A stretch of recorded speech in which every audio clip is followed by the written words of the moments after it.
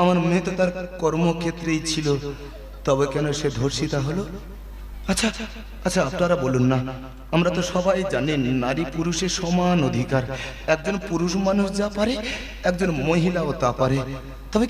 তবে কি পুরুষত্বকে বোঝায় রাখার জন্য মহিলাদেরকে দমিয়ে রাখা হয়? আপনি বলুন না স্যার, এদেশের প্রধানমন্ত্রী ইন্দিরা গান্ধী ছিল একজন মহিলা, পুরুষ নয়।